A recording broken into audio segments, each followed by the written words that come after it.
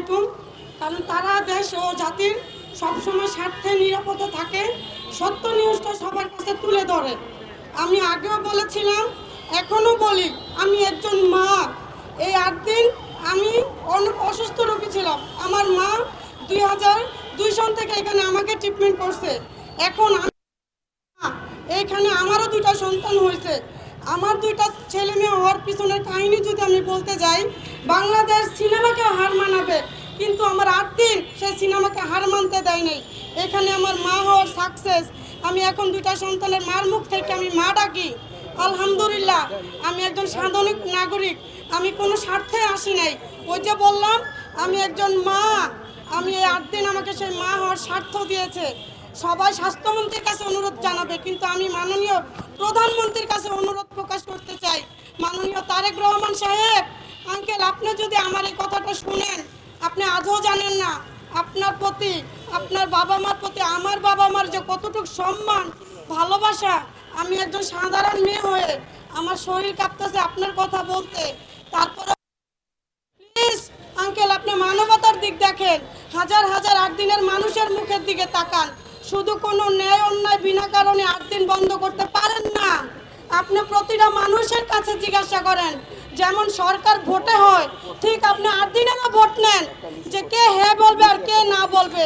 সেই ভোটে যদি 8 দিন জিতে, সেই জিতেই আমাদের বড় জিত। আপনারা আজও কি জানেন আঙ্কেল, কোথাও কি 200 টাকা ভিজিটে ডাক্তার আসে? আসে না। সরকারি আসে, কিন্তু সেইখানে ঘন্টার পর ঘন্টা সময়ের অপেক্ষা করে ডাক্তার দেখাইতে হয়, কিন্তু 8 দিন তা করে না। আপনি জিজ্ঞাসা করেন, এখনো বন্ধ হওয়ার পরে হাজারো হাজারো মায়ের 8 দিন থেকে ফিরে আসে কেন? যদি খারাপ হতো কখনোই আসতো না আঙ্কেল। আপনি একটু অযথা সরকার হিসাবে আপনার কাছে অনুরোধ করি, আপনি এটা স্বাস্থ্যমন্ত্রীর সাথে একটা বৈঠক করেন।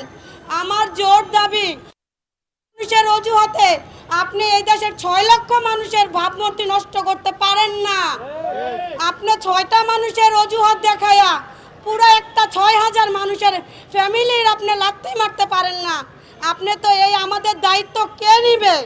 আমাদের ভরণ পোষণের খবর কে দেখবে? আঙ্কেল, প্রধানমন্ত্রী, আপনার কাছে আমার সম্মানত আবেদন। আমি জানি না আমার এই ছোট্ট নিউজটি আপনার কানে পৌঁছাবে কিনা, কিন্তু সবার হয়ে আমি আপনার কাছে ক্ষমা চাই।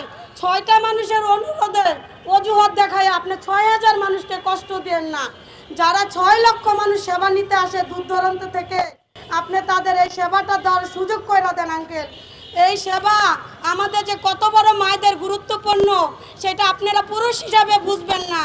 যারা মা হয়েছে শুধু তাদেরই সেটা দেখার দায়িত্ব। একটা মা আর একটা বাবার অনেক ভেদাভেদ। সেটা একটা যে মা হয়েছে সে 8 দিন সেই মাই বলতে পারবে যে 8 দিনের খবর কি। স্বাস্থ্যমন্ত্রী আঙ্কেল, আপনি তো পুরুষ, আপনি তো ওইখান থেকে চিকিৎসা নেন নাই। আপনি জিজ্ঞাসা করেন না আপনার আশেপাশে কেউ, আপনার আত্মীয় স্বজন, রিলেটিভ, আপনার কলিগ যে যেখানে আছে, অন্তত একটা মা 8 দিন থেকে সেবা নিয়েছে কিনা। আপনার কাছে প্রশ্ন, আপনি তো পুরুষ, আপনি তো মা হবেন না। আল্লাহ তো আপনাকে যদি সেই ক্ষমতা দিত, তাহলে আপনি বুঝতেন 8 দিনের ক্ষমতা কতটুকু। 8 দিন মাদের কত সুবিধা দেয়। 8 দিন একটা নারীর পর্দা ঢেকে রাখে। আঙ্কেল, আপনি তো পুরুষ, আবারও আপনার কাছে দাবি রাখি, আপনি প্রতিটা মায়ের দিকে তাকান। তাদের শরীরের হেফাজত করার দায়িত্ব কে নিবে? 8 দিন আমাদের সেই ইসলামের পথে ধারণ করা তৌফিক দেয়। প্রতিটা হাসপাতালে কোথাও না কোথাও একটা ওটিতে পুরুষ থাকে। 8 দিনে পুরুষ আছে কিনা আপনি দেখেন। আসসালামু আলাইকুম।